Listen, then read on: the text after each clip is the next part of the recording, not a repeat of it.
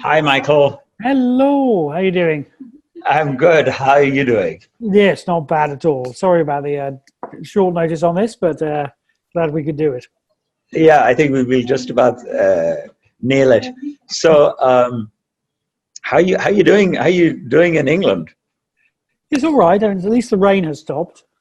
Okay, but That's what about the virus? I believe it's taken a bit yeah, of we're having a bit of a surge at the moment, and I mean we saw the infection rates increasing, and now we're starting to see the hospitalizations increase, and then I guess the Mm, next one will be the deaths.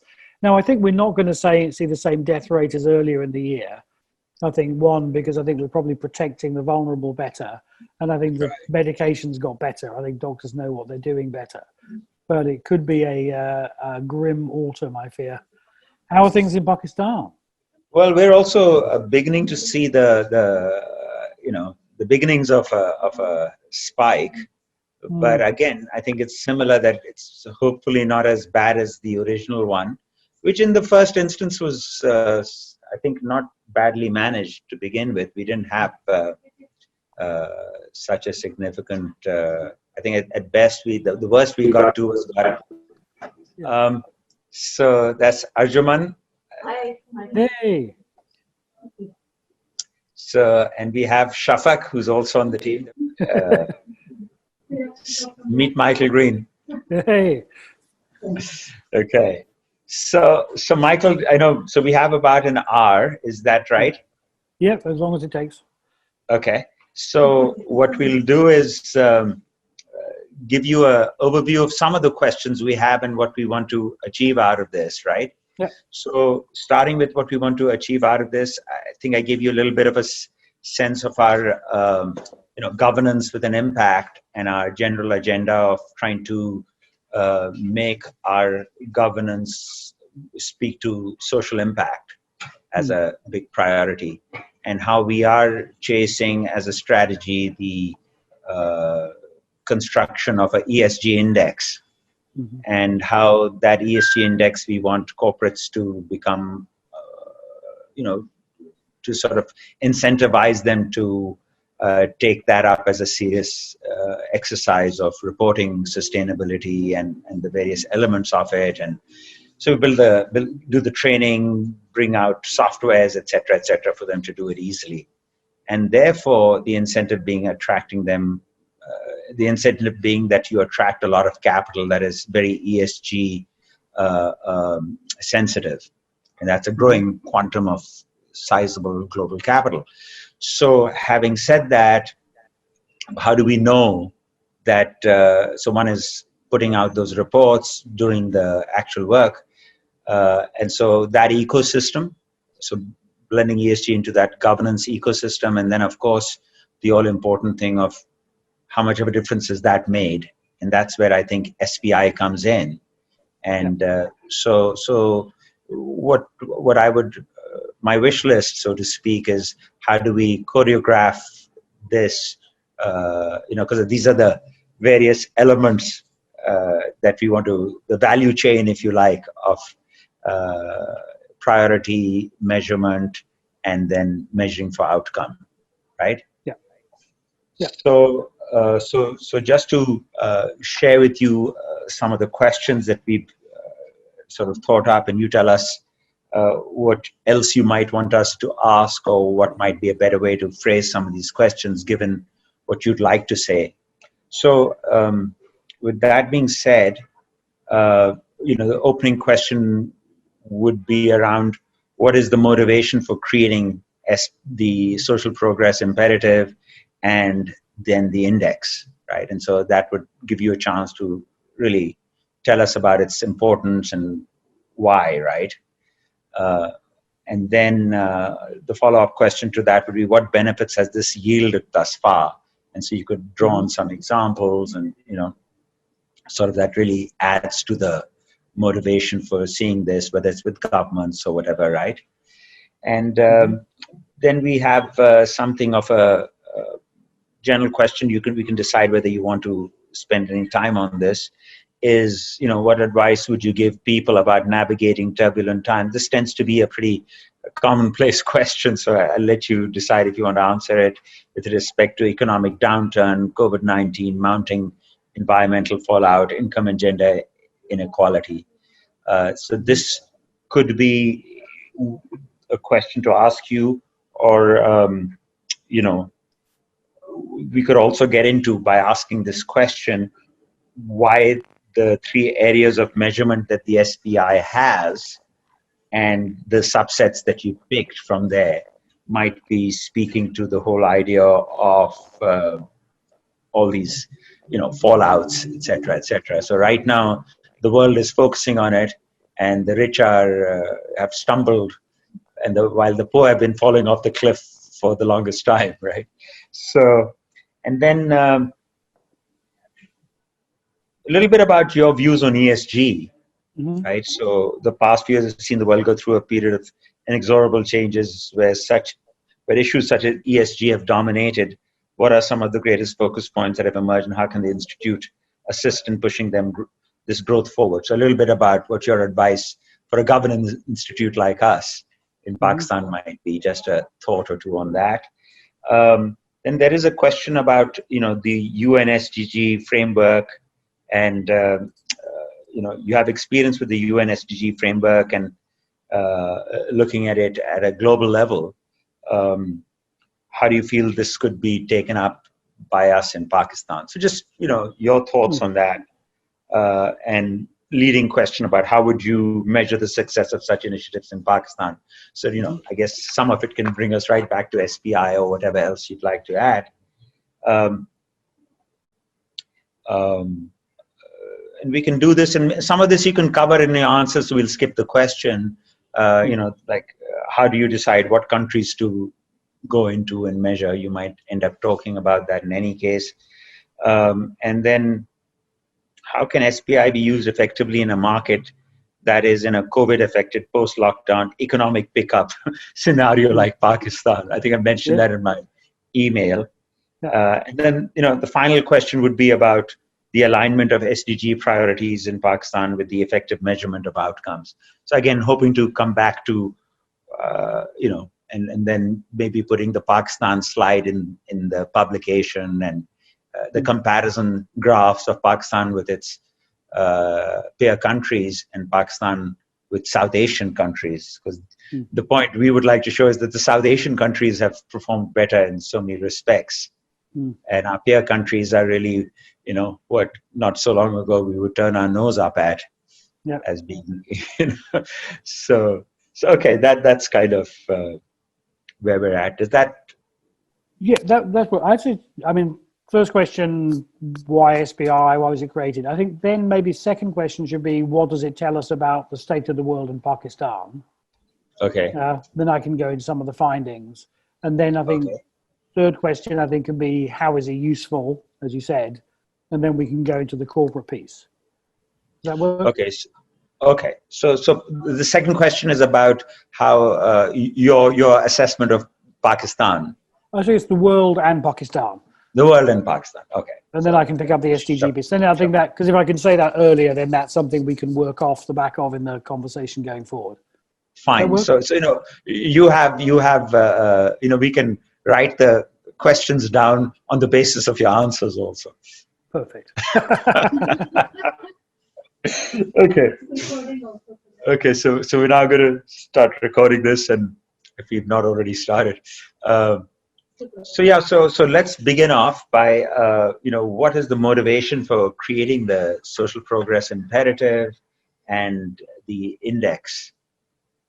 So the social progress imperative was a product of the last global crisis, the global financial crisis of 2008.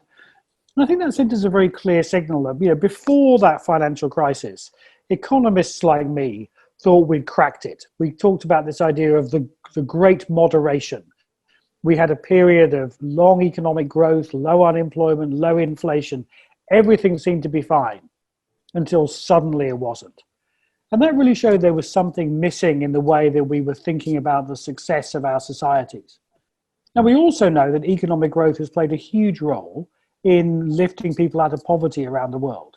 So it's not about throwing out the idea of economic growth, but it's rethinking it. So the Social Progress Index that we created was designed not to replace GDP, but as a complement to GDP. So the Social Progress Index is based entirely on social and environmental indicators, outcome indicators, that can then measure people's real quality of life. So we can then look at how does economic growth drive social progress, or why doesn't it? And that's the kind of mission of what we've been trying to do with the Social Progress Index over the last 7 or 8 years. Okay. So I have a follow-up question on that. What is your view on this particular quotation, which is what is good for society is good for business, and what is good for business is good for society? Is the second part a fair thing to subscribe to? Well, I mean, we're honoured that the chair of our advisory board is Professor Michael Porter from Harvard Business School, who of course is the global guru on competitiveness. And the way he puts it is that all his years working on competitiveness of countries and regions has taught him two things. First of all, economic growth does not always lead to better lives. Often it does, but not always. And secondly, the long-term economic success is built on strong social foundations. So what we're trying to do with Social Progress Index is really interrogate and understand those questions so we can get more of this kind of good inclusive growth and less of the bad empty growth. And secondly, also to make the case for social progress, that social progress actually is not a cost. Investing in education or water or health is not a cost. It's actually investment in future economic success that will pay for itself. And because we've constructed Social Progress Index in this way, as a complement to GDP, we can do the robust analytics to really explore those issues. Okay. So, in the context of the work that you've done globally, and in the context of Pakistan more specifically, how would you want to contextualize Pakistan in the context of what's been happening for you in the world? Maybe, meaning in the receptivity of SPI, right? Yeah. No, I mean, I think one thing we've been really struck by is how we don't have to struggle to make the case for beyond GDP measurement. Maybe 15 years ago we would have done. But actually, I think there's such a consensus now that GDP is useful, but it's not enough. So wherever I go in the world and wherever I talk to people in government or business, people know that there's something missing in the model. And we're trying to offer Social Progress Index as a way to fill that gap. It's a real need that people are feeling. Right. So when you think about Pakistan, and you've done an assessment of Pakistan's social progress indicators, can you speak to that a little bit? Yeah, so we've done, the Global Social Progress Index covers 163 countries, so more than 95% of the world's population. And I should say that the Social Progress Index fundamentally measures the same concepts as the UN Sustainable Development Goals. So let me say, first of all, something about the state of the world. So what we see, the good news is that the world is making some progress. Over the last 10 years, we've seen some steady progress for the world. Not every country. Some countries like the United States and Brazil have gone backwards over that period, but most countries are progressing. Progress isn't always in every area. We see that issues like rights and inclusiveness have gone backwards. Issues like the environment are stagnating, but we are seeing improvements in health and education, and particularly things like access to information and communications driven by mobile phones. But that progress in total is nowhere near fast enough to get us towards the SDGs. On current trends, we think the world's going to hit the SDG targets for 2030 in 2082. So there's a big wake-up call in this data that the SDGs are massively off track, and something's got to be done. And that's got to be something done by the rich and poor world alike. It's not just about poverty, it's about a whole set of issues affecting rich and poor countries. In terms of Pakistan's performance, what we see is that Pakistan overall ranks 141st in the world out of 163 countries on social progress. Is that good or bad? Well, if you look at GDP per capita, Pakistan ranks 122nd. So Pakistan's social progress performance is lower than its GDP performance. So we would say, Pakistan is what we say is an underperformer on social progress. It's not doing a good job of turning the wealth it has into social progress. Now, that may be bad news, but it's also an opportunity. It means that there are probably some quick wins, some solvable problems where Pakistan can make some quick progress. I should also say that Pakistan's progress over the last 10 years has been about 3 points, which is okay, but not nearly fast enough to get to where Pakistan wants to get to. So there's a real challenge, I think, about accelerating social progress in Pakistan. So in countries where you've seen faster acceleration of progress, countries in the ballpark of Pakistan, what is it that they've done, or what is it that you can, what insights do you have to share with us that might be helpful for policymakers and decision makers in Pakistan? Well, maybe we can look at this through a lens of saying where are Pakistan's particular areas of strength and weakness. And so the Social Progress Index is built around sort of 12 building blocks, 12 components. And we see a number of areas where Pakistan's performance is significantly worse than you'd expect of a country of this GDP. So we're not comparing Pakistan to Denmark. We're saying compared to countries of similar GDP, where is Pakistan's performance not as good as it should be?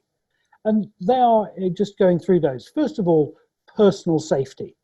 And I think it's very striking to note that the area of Pakistan's biggest weakness on personal safety is actually on traffic deaths. This is, it's a big killer around the world, and Pakistan is doing particularly badly on traffic deaths.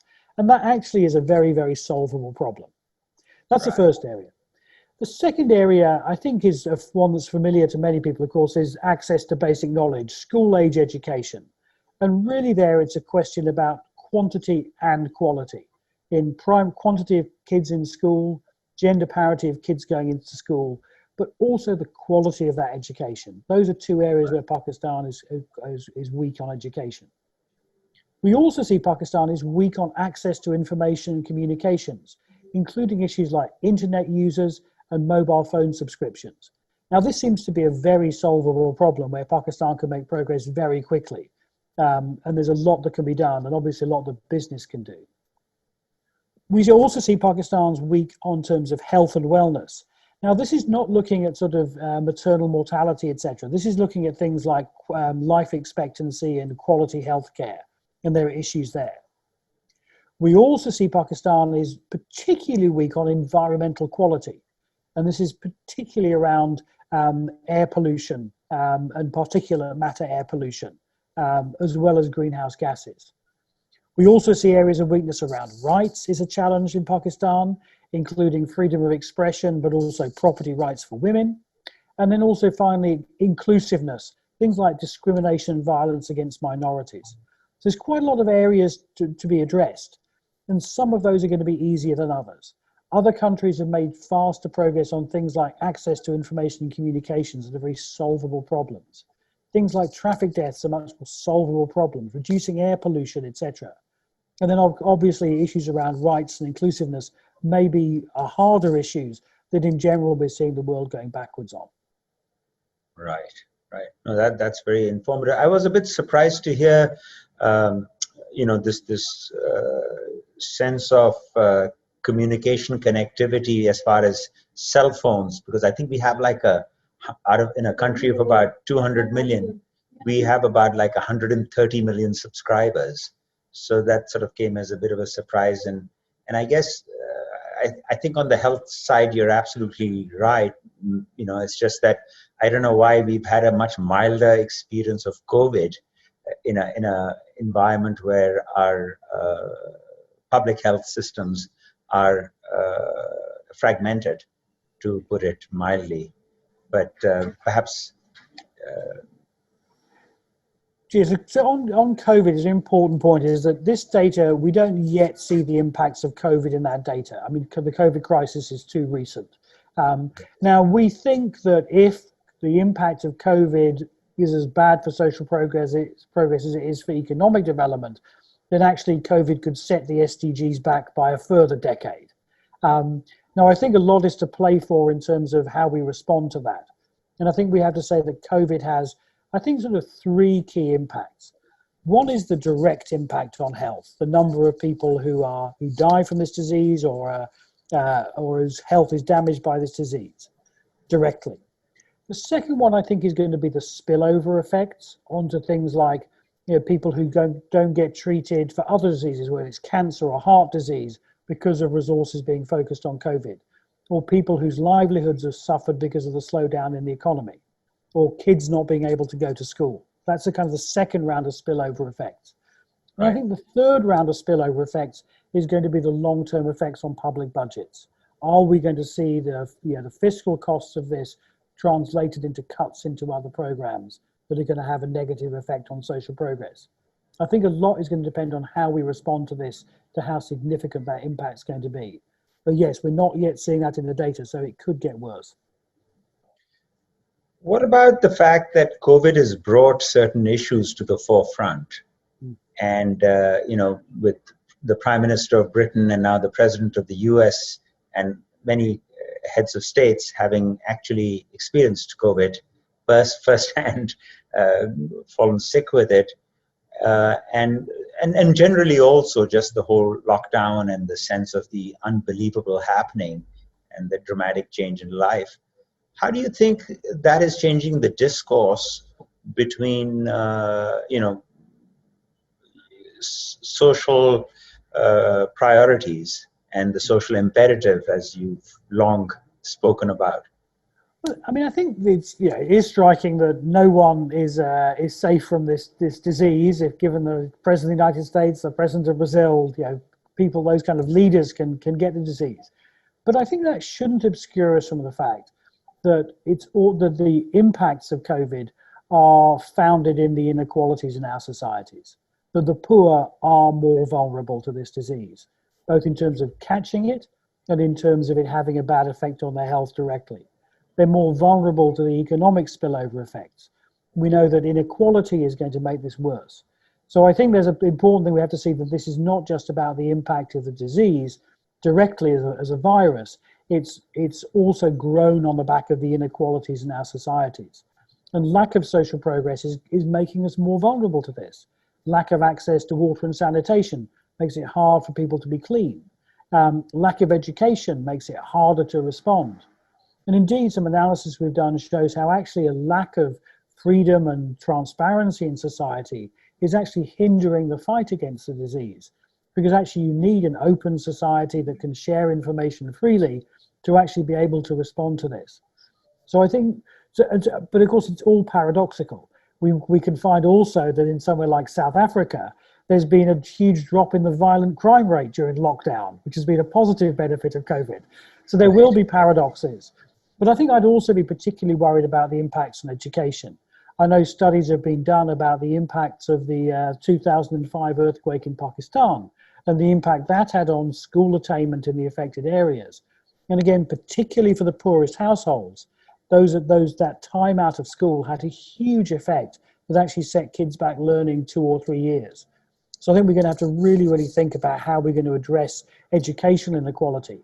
And we really could see that COVID could actually widen inequalities further when we really should be trying to narrow them. So, what is this now? 10 years into, about 7 years into SPI, right?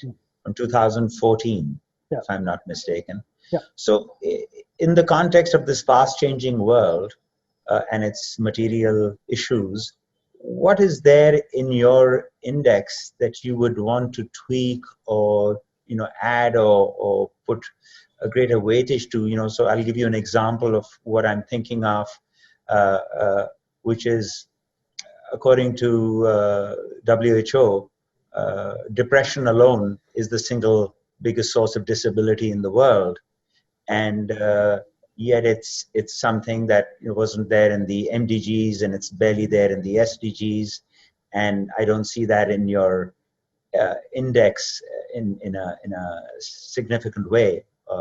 So what is it? All the change and the new data and the new priorities, what would you think about in terms of change in the index, and what do you think about the mental health specifically?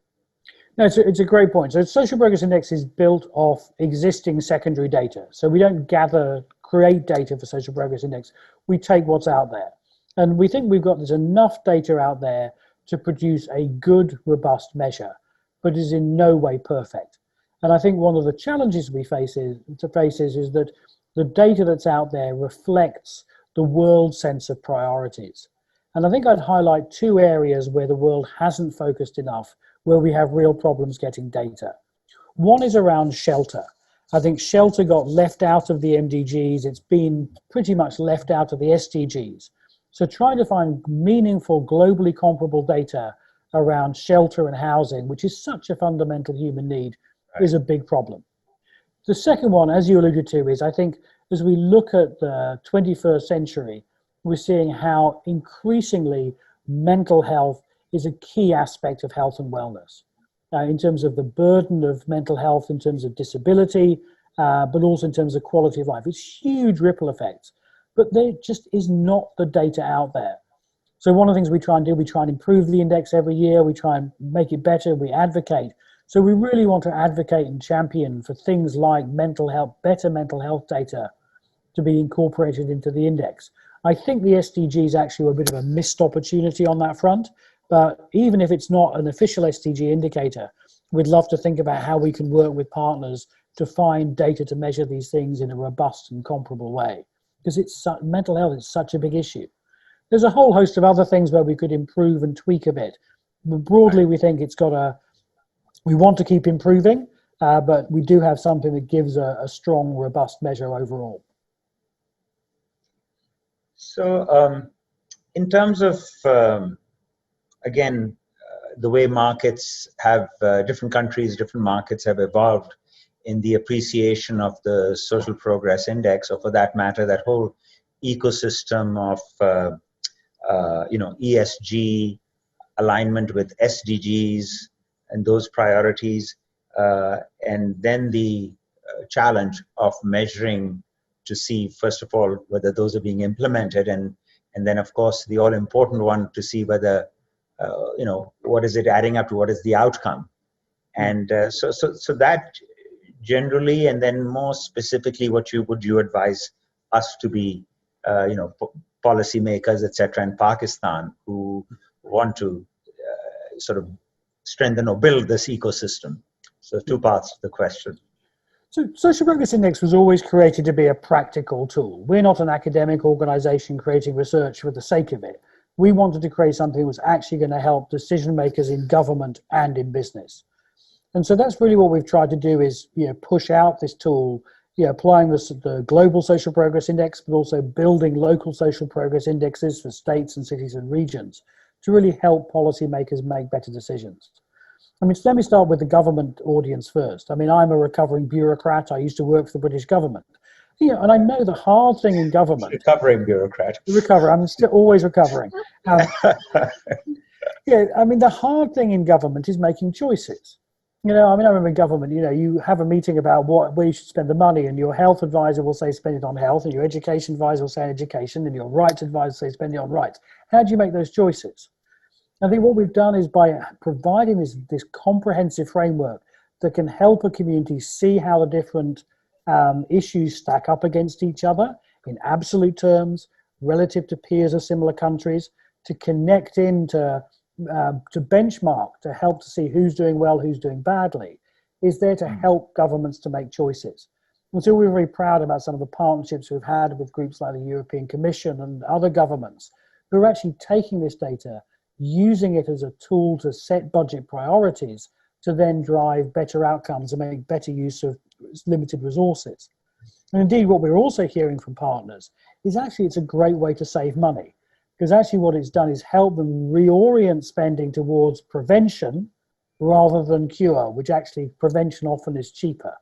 And so just to give you an example, a local authority in London was telling us how they've used this to do early intervention to prevent homelessness that saves them huge amounts of money.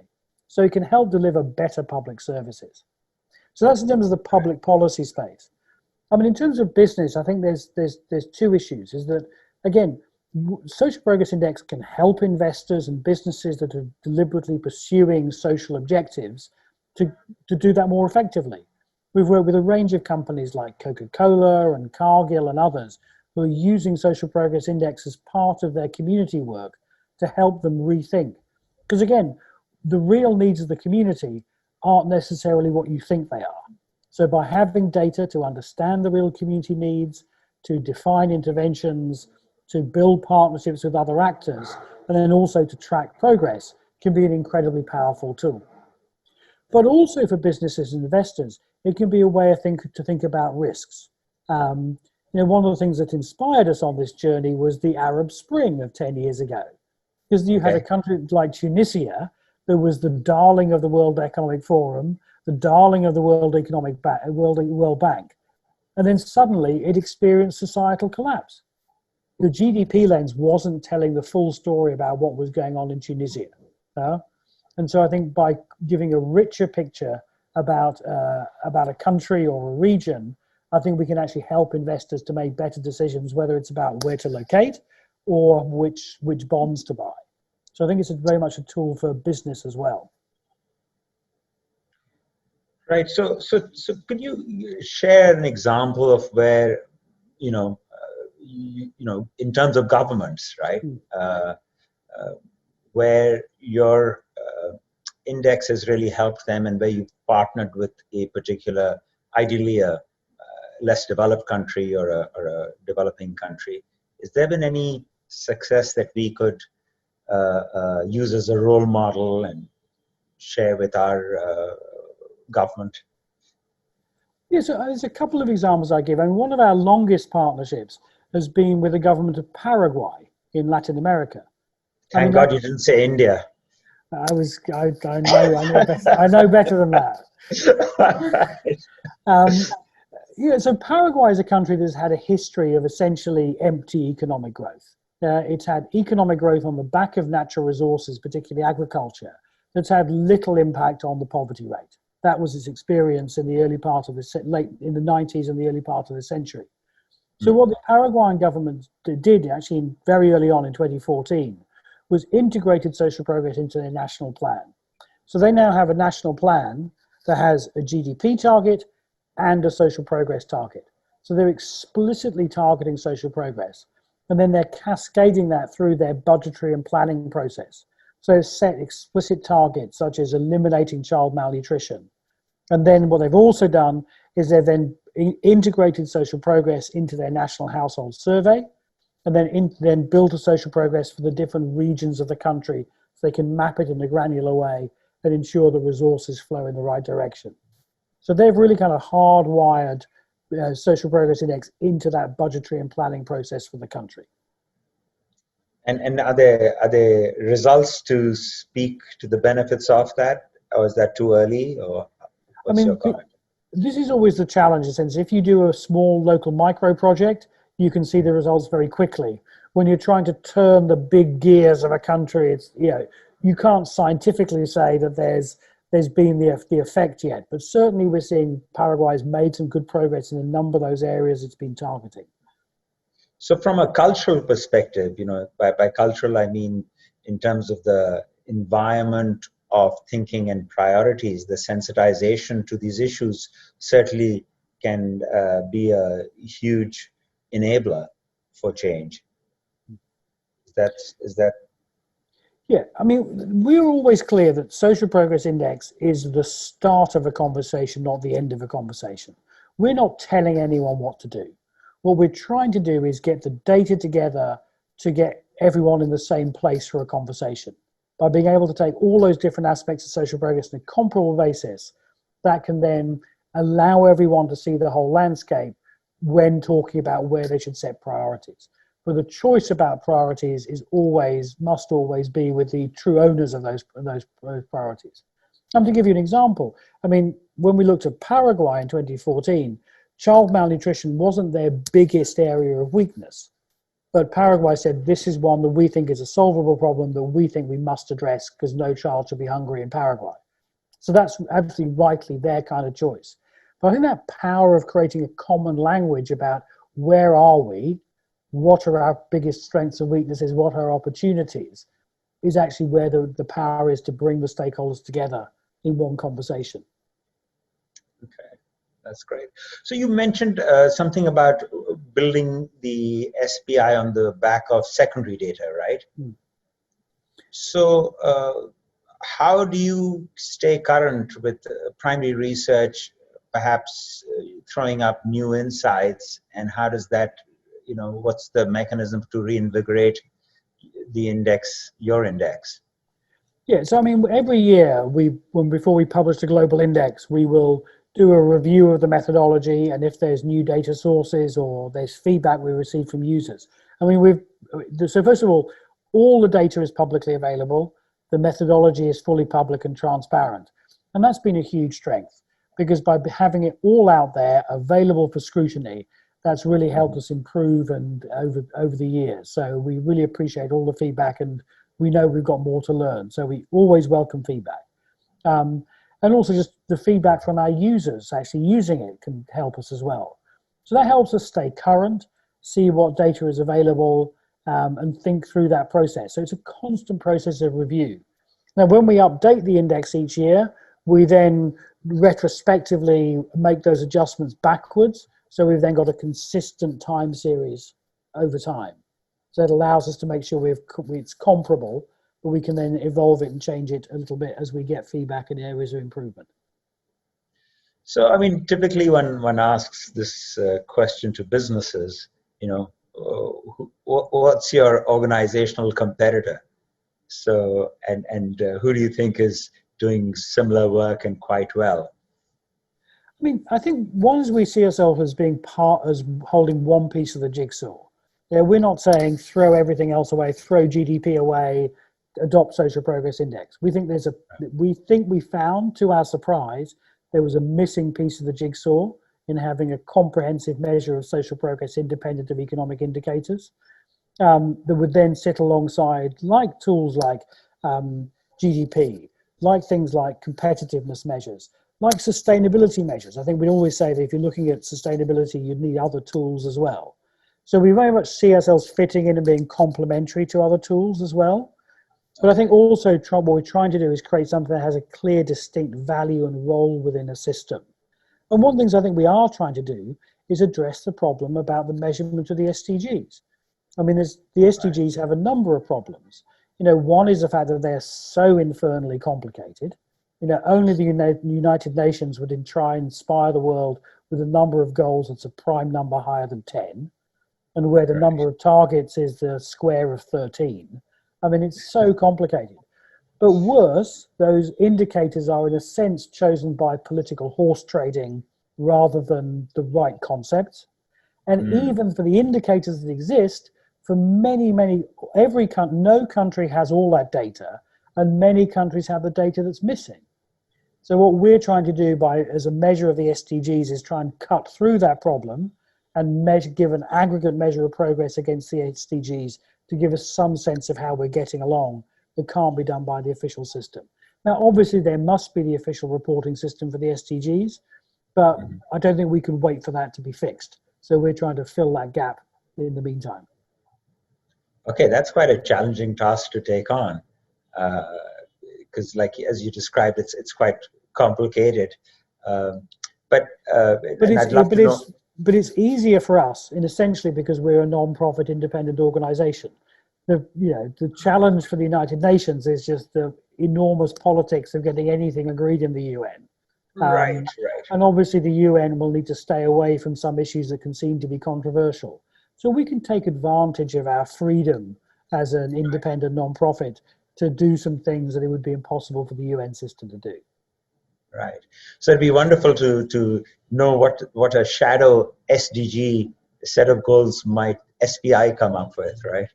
And yeah, I mean, essentially we can do that. For the social progress essentially measures that. All we do when we're looking at the SDGs is obviously the SDG goals are specific. So we just recalibrate the index a bit in terms of its score of 100 and score of 0.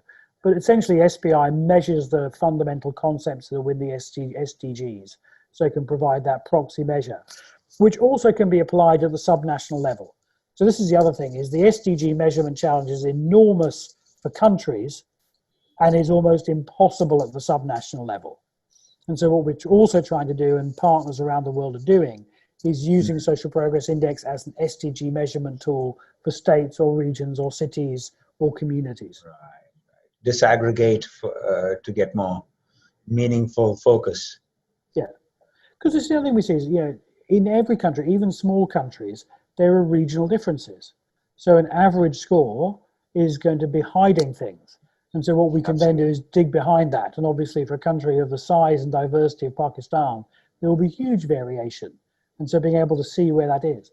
And that variation isn't always what you would expect it to be.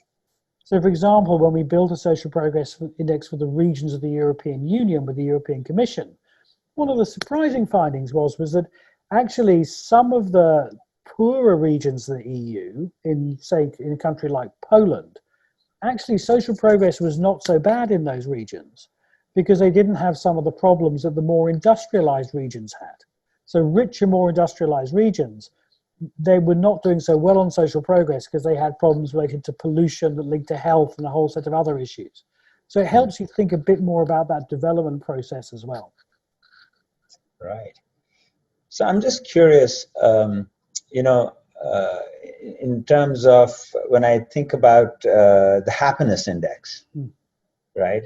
And I think about how that is even sort of taken up by, I forget, one of the smaller countries of the world that's they've replaced it with their GDP. How do you see that as a comparable or another guide to, Yeah, so Bhutan has pioneered the use of a measure it calls gross national happiness, which actually is a dashboard that includes economic, environmental, social, cultural, and subjective well-being, sort of all merged together, combined into one. But there's a separate push around measuring happiness or life satisfaction as another measure. Now, that's not what we do, but it's a separate approach. So what we're trying to measure with Social Progress Index is, are you living in a good society? It's possible to live in a good, unhappy society or to live in a bad, unhappy society. I mean, imagine a society where 99% of us are having a fantastic life, but we're essentially sucking the blood of 1% of the people. Yeah? That would be, on average, a really, really happy society, but it would be a very bad society. So conceptually, they're distinct. What we find is interesting is that there is both happiness and social progress tend to be rise with rising GDP per capita. So there is a strong relationship between social progress and life satisfaction. There's a particularly strong effect for what we call the opportunity dimension of the model. So things like rights, freedoms, inclusiveness are really important for life satisfaction. So if you want a happy population, then actually it's not just about giving people enough to eat and enough material goods. Actually, freedoms and inclusion are a really important part of life satisfaction, if that's what you wanted to target. So one thing I remember reading about the happiness index was how the US, from 1950 to recent times, economically went from strength to strength. And yet, according to the happiness index or, the satisfaction levels in the population didn't seem to make that much progress with, in fact, one question around, do you have somebody you can turn to when the chips are really down? Mm-hmm. And that as an indicator of, how you as a society are feeling safe and sense of belonging. Mm-hmm. And I just thought, what might that be from a social progress perspective? Well, exactly. I mean, these are the kind of paradoxes of development that we need to understand better. Because if you think at the very early stages of development, each extra dollar of GDP, if used well, can have a huge impact. If it can pay for a teacher, if it can build a road, or it can pay for a nurse or a key medicine. So there's enormous sort of potential impact of rises in GDP for at the lower level of development. But it also creates problems. It could create problems like alienation that mean we don't feel part of a community anymore. It can create problems with the environment. It can lead to problems of obesity, which is a new set of health problems. Right. So what we do see in our data is that as GDP rises, in a sense, that relationship between GDP and social progress becomes weaker because it's more complex. And those are the choices we should be talking about as a society. Our politicians, our leaders should not be able to stand up and just say, more GDP, therefore I've done a good job. Bill Clinton's old phrase, it's the economy, stupid, maybe isn't enough. Yeah. Right. Yes, the economy matters. We're not anti-economy. Economic growth does help us to have more things, but let's choose the good things, and let's not throw away the good things that we've got in simple pursuit of economic growth if it's not worth it. And if we can make better informed choices about that, we'll get more sensible, rational economic growth and be better societies collectively and individually. So in terms of your top performing social progress index countries, and I guess the Scandinavian countries hover in that sphere, what are the lessons from that set of countries for the rest of us in the world, and why do you think they're doing so well? So I think what we see is that the countries that have really committed to development for all are those that are doing best. So those have not left people behind. So one of the big findings we have is how badly the United States does. It's 28th in the world. And I think we can see that with say, comparing the US to some of those Scandinavian countries, is that in the US you can have the best healthcare in the world, but huge numbers of the population with no healthcare at all. In the US, you can go to the best schools in the world, but for so many, there are failing schools. So I think this is one thing the Scandinavians have done very well, is making sure that the development has been inclusive and encompassing for everyone, ranging through the social safety nets, but also through things around gender equity and those kind of things they've pushed very, very hard.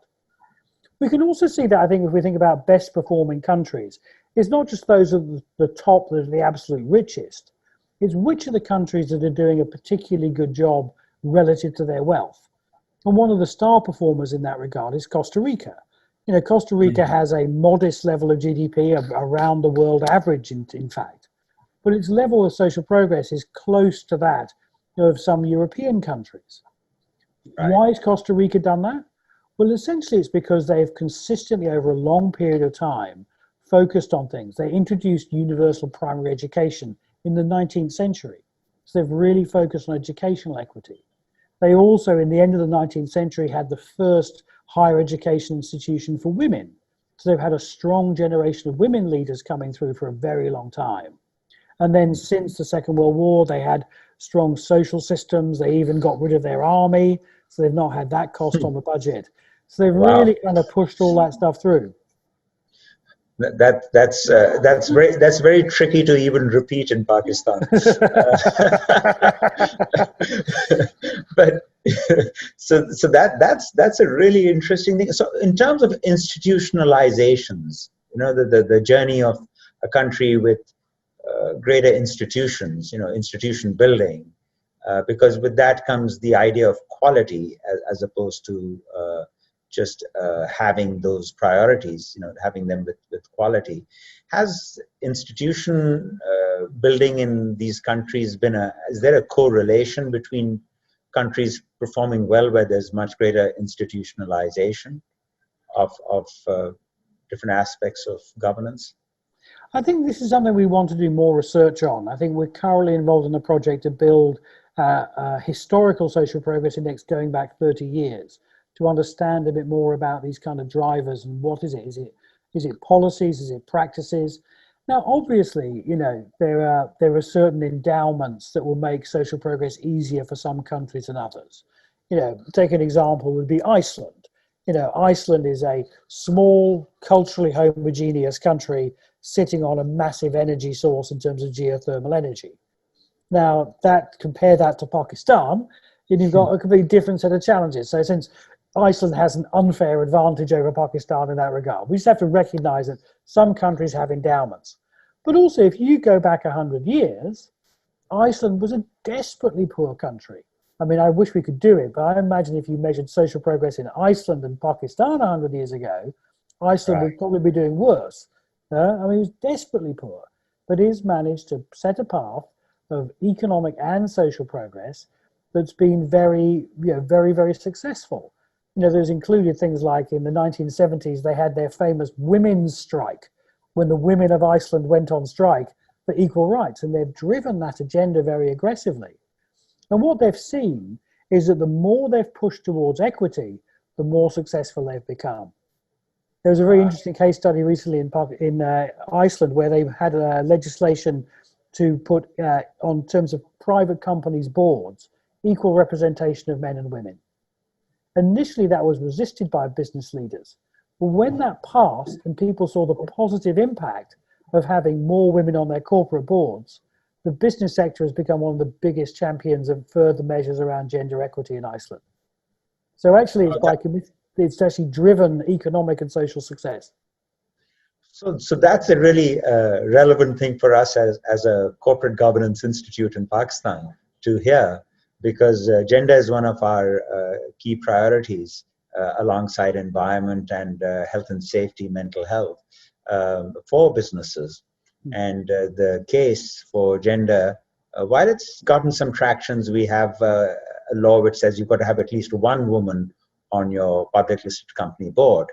But when you have a minimum size of 7, it's a far cry from anything approximating, equality or parity. So that would be something that we'd love to get more information on, to be able to. Because my last set of questions was really around what is your advice for a governance institute like PICG in a country like Pakistan, as to bringing social priorities into the prism of a boardroom's lens. So gender is, of course, one important one, and if you were to take that as a case study, we'd love to hear more about that. But what is your advice for us that sitting at PICG who want to take this agenda that we've widely talked about, that SPI is a part of, that, like what you call the jigsaw puzzle? How would you tell us to proceed? So one is, I think, that the conversation about the contribution of business to our societies is one that is still too unstructured. If you look at the way companies are talking about their contribution to the SDGs or their contribution to society, it's often a mix of defensive actions, because this is where we're being criticized, so often where the NGO voice is loudest, or it's where the PR opportunity is biggest and the things are the kind of charismatic causes. And so I think, thinking in a more constructive and holistic way about the way that companies contribute to social progress and the SDGs is really important. And, recognizing, so much the conversation is about the bad things and not doing bad things, and talking more about the positives, which are, for example, telecoms companies have made a huge contribution to a massive improvement in social progress by giving us access to information and connecting to us. I mean, the world has, in the last 20 years, had a huge step forward in social progress because of the telecommunications sector. We can complain about, whether or not people trolling each other on Facebook is a good thing or not, but we have had this huge uplift. And if we'd left that to government or the World Bank, we would still be 1 in 1,000 of us carrying a mobile phone around the size of a brick. That's a huge victory for the private sector. The private sector can also make huge contributions on things like rights. Businesses thrive in rule-bound, consistent, effective legal systems. So businesses can make huge contributions towards rights. Businesses make huge contributions around inclusion, not just on who they put on their boards, but who they hire and the practices within those. So I think thinking more holistically in a more rigorous way about the total contribution of business to society, not just defending against the negatives, is really important. And I think in that sense, in terms of ESG, I think the S bit is often the most spongy. That often it's such a sort of different indicators that companies throw out what seems to be, the easiest for them, rather than thinking really consistently. And I think also then establishing the link between why governance matters for the E and the S. I think strong corporate governance is then going to be tied into better outcomes as well. And I think telling that story too. And always back to this point that this is not a cost, this is an investment in long-term success. This is actually going to make you stronger and more resilient for the long term. This is where I think COVID, in a sense, can be helpful to us as a wake-up call, which is here is a health social issue that has had a massive economic cost. If we could have our time again and step back 5 years, it would have been a fantastic investment if the world had put a bit more investment into global public health systems, into other ways of making ourselves more resilient. Yeah? With a time machine, we would say this is one of the best investments we could make, but we didn't make it. But this is a proof of the case that we all, government and business, need to be better at managing these social risks. Otherwise, it's going to cost us financially.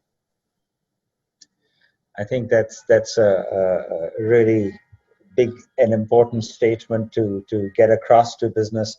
I guess long-term thinking, as you mentioned, is not incentivized. What could one do? I mean, I can see how COVID and stuff makes the government sit up, and businesses also that have been around, that have gotten beyond the survival phase, sitting up and thinking a little longer term is important. How do we incentivize that, I guess, is one question. Yeah, I mean, and I think it's hard. And I think, we have to appreciate that CEOs are under a lot of pressure because they have to deliver on their quarterly earnings. And that is one of the big distortions that we have. I know one of the globally leading socially responsible CEOs, Paul Pullman from Unilever, has made this point that he was only allowed to do these other things because he kept delivering the quarterly earnings. And it's very hard for businesses to trade off the short term and the long term when actually the long term is where the real value is. That's why I think the change has got to come from the capital markets, from investors, and from fund managers. And I think that is starting to come. If we look at what we're hearing from Larry Fink in the US and other investors, I think there is a growing recognition about that long term does matter, and investors are willing to think differently. And if they do that, then they can give permission and pressure for CEOs to act differently, then I think we could see quite a radical change in corporate behavior. It'll be good for all of us. Michael, thank you so much. Well, this was not a hard talk, but this was this is really fun. Hearing some tough, challenging questions around how SPI can really be useful for the world that we want to leave for our kids. So thank you so much. I enjoyed it very much. Thank you. Okay, and we'll catch up on what you were saying about Standard Chartered and try and see if we can, I know the country ahead here, and how can we, what kind of conversations might be possible, because we need to have a initial hook for starting SPI in Pakistan and creating some kind of a project that might, in fact, excite Standard Chartered and bring the governance institute into action with them. Yeah. Great. Looking forward to following up. All right. All the best. I think we're in touch. Thank you very much. Bye bye. See you later. Thanks. Bye bye.